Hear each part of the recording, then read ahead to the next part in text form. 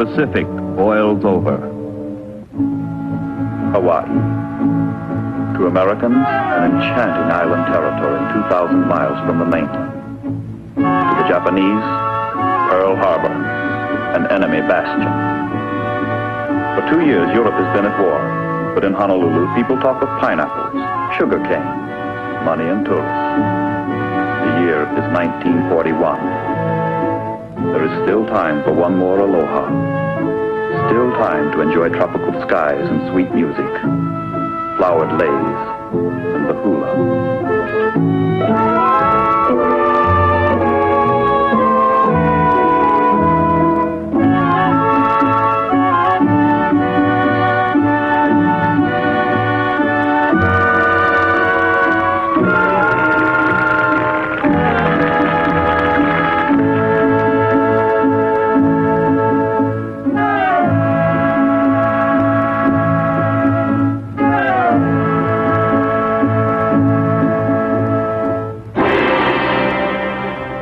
On another Pacific island, beyond the international dateline, events which will change the course of history are maturing with reckless rapidity.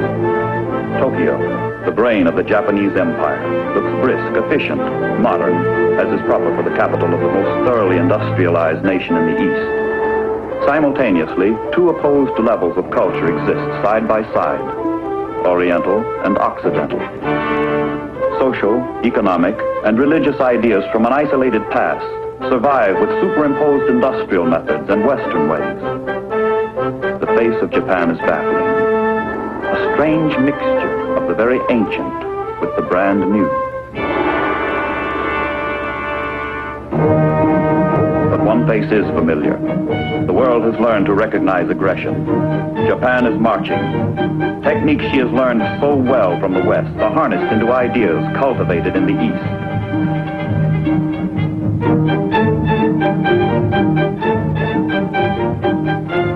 Hako Ichu, Japan's divine mission to bring the 8 corners of the world under one roof. Bushido, the sacred code of the warrior, the glory of conquest.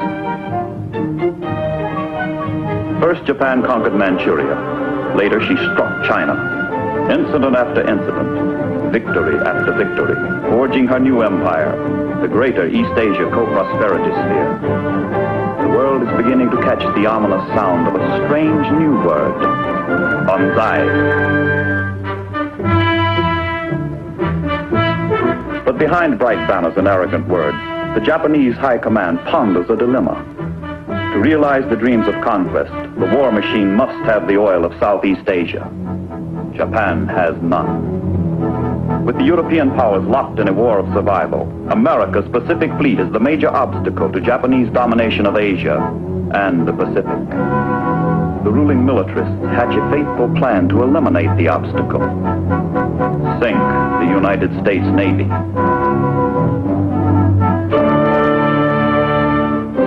Guns are sighted on Pearl Harbor, the key to America's defense in the Pacific, the headquarters of the United States Pacific Fleet. Japan knows the attack she is planning means war. But if she sinks the principal striking force of the United States Navy, the prize is worth the risk. Such bold designs demand hard study and exact intelligence.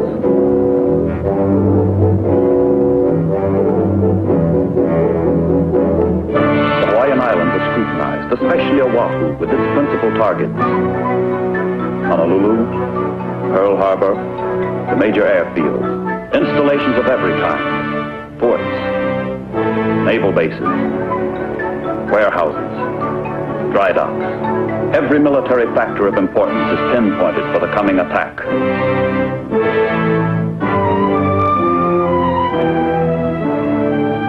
But the heart of the assault will center on Ford Island in the middle of Pearl Harbor, around which the American fleet is moored. Intelligence reports, main enemy force here. Destroyers here, cruisers, converted target ship Utah, seaplane tender. There is little the Japanese do not know in advance. The Navy's finest pilots are picked to deliver the assault, which will be carried out entirely by carrier-based aircraft. Technically and emotionally, their indoctrination is as perfect as human ingenuity can make it.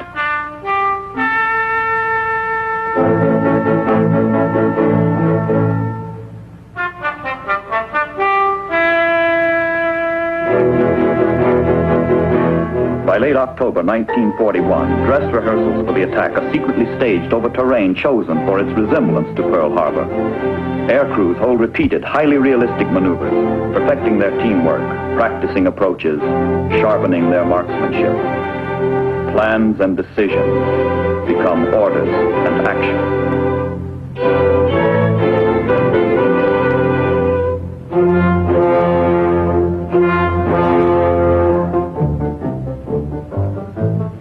Events move with relentless precision toward their climax.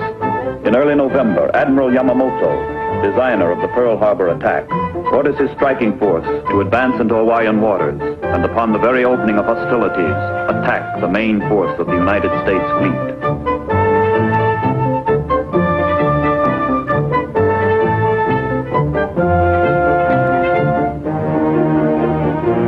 On November 16th, the ships, singly and in small groups, slip out to sea to rendezvous in a hidden harbor in the remote Kuril Islands, far north of Tokyo. A week later, the Pearl Harbor striking force is assembled and weighs anchor for Hawaii, 4,000 miles and 12 days away. The task force maintains radio silence and travels a roundabout course off normal shipping lanes. Dirty weather and heavy seas help veil its progress.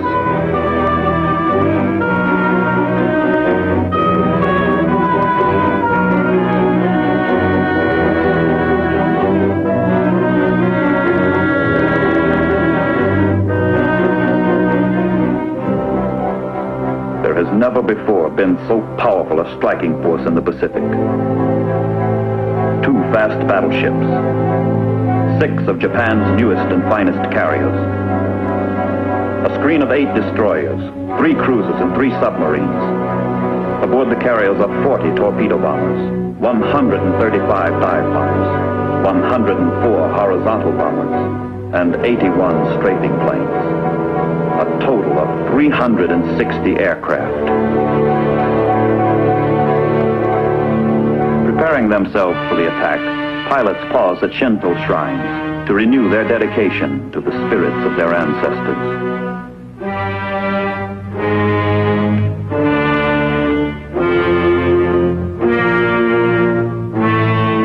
On every flight deck, pilots receive last-minute intelligence on Pearl Harbor. They prepare to strike for the glory of Japan.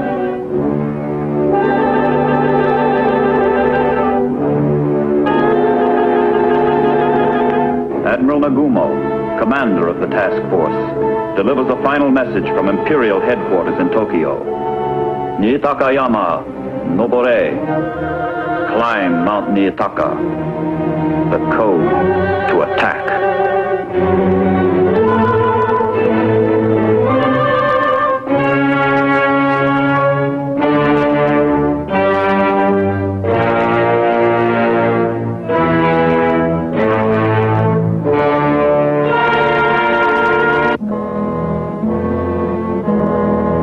Fresh northwesterly trade is blowing, and the helmsmen swing their carriers into the wind for launching the planes.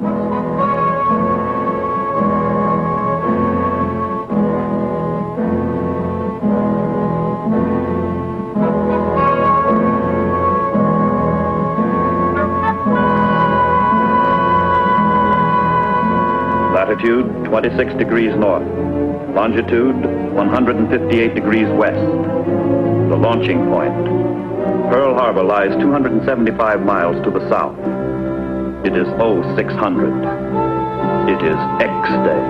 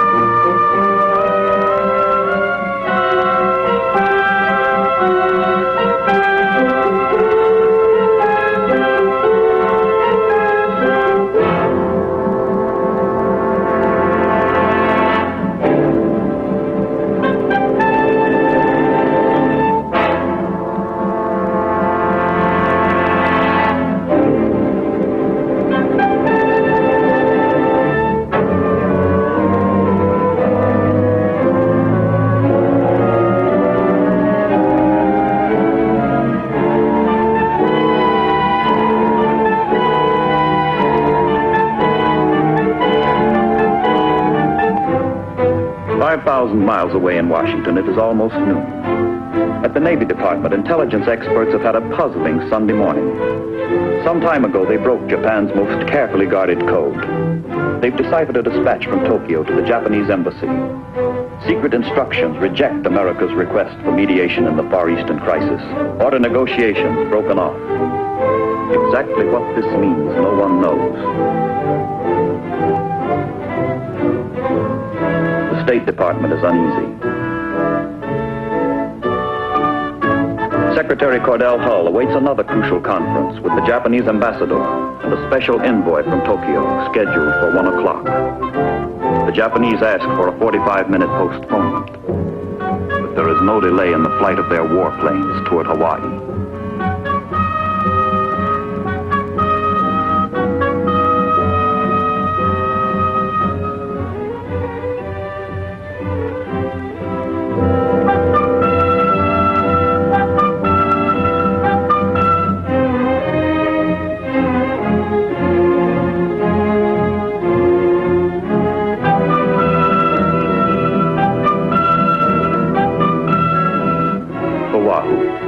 Sunny, relaxed, peaceful.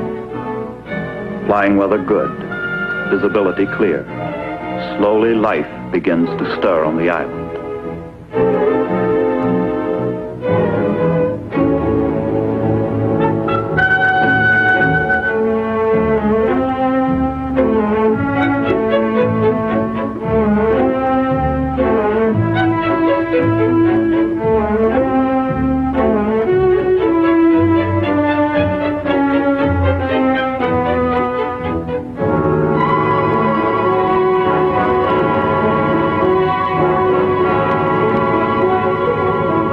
Army radar station, a private practices as he waits for the breakfast truck. He picks up planes approaching from the north and tracks them for a few minutes before reporting to Air Force Headquarters, Hickam Field. But the planes are thought to be American.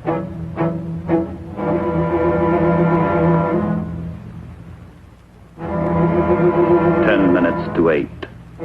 December 7th, 1941.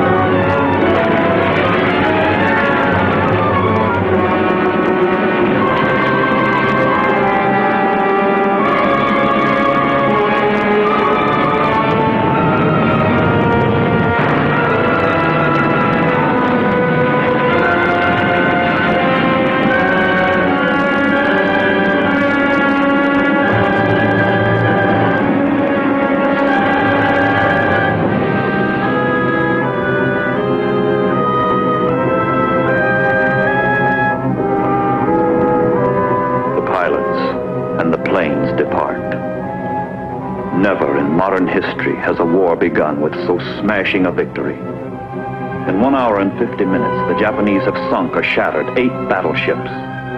Oklahoma, West Virginia, Arizona, Nevada, California, Tennessee, Maryland, Pennsylvania.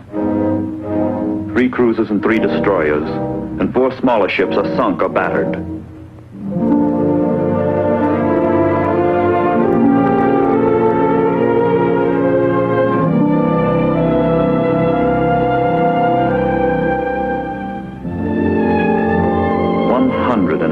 Planes and most of their hangars demolished.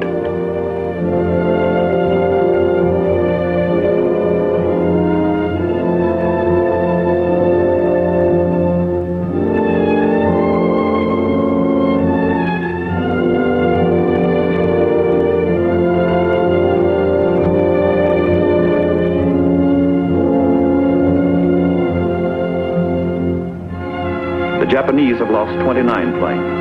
68 of their pilots and sailors are dead, and 5 midget submarines which tried to penetrate Pearl Harbor are beached or sunk. One of the cheapest military triumphs on record.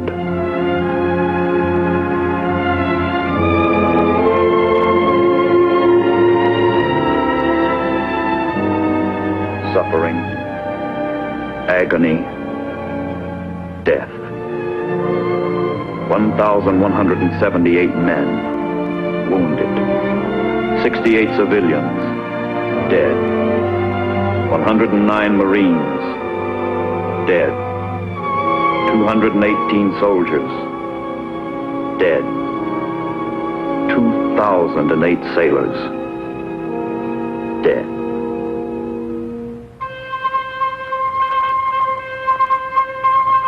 In Tokyo, the government loses no time in exploiting the news of Pearl Harbor, Japan's greatest victory. With pride, an autocratic regime informs an amazed population of its newly won prize. Propaganda carries on where the bombers left off. Japan's mission is being fulfilled. The 8 corners of the world will be under one roof. The militarists have kept their promise. They have demonstrated the power of the Japanese Empire. They have done the impossible. Sunk the United States Navy.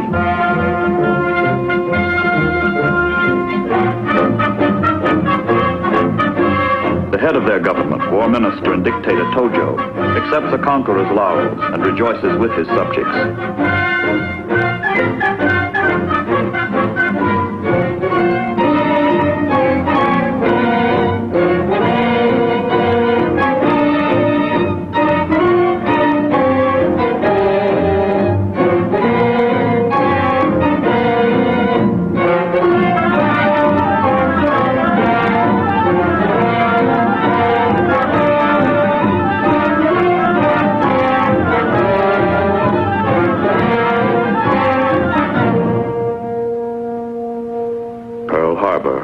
As though the Japanese propagandists are right. So it seems in the aftermath. But while the hulks are still hot from the attack, experts and technicians are being flown in from the mainland. The most extraordinary salvage job in history begins. Hidden in the havoc wrought by the new enemy are the seeds of a miracle. In the ruins, there is life.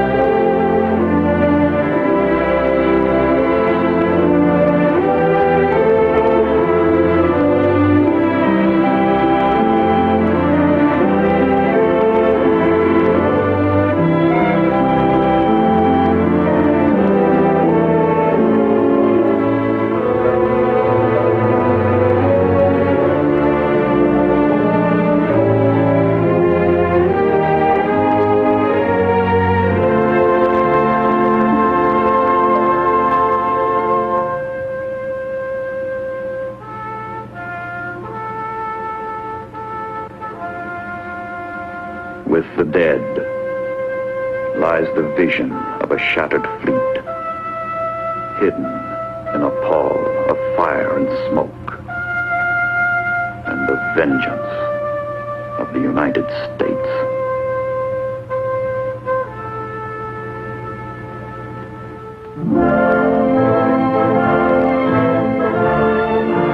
Dead ships sail again. The fleet has arisen from Pearl Harbor.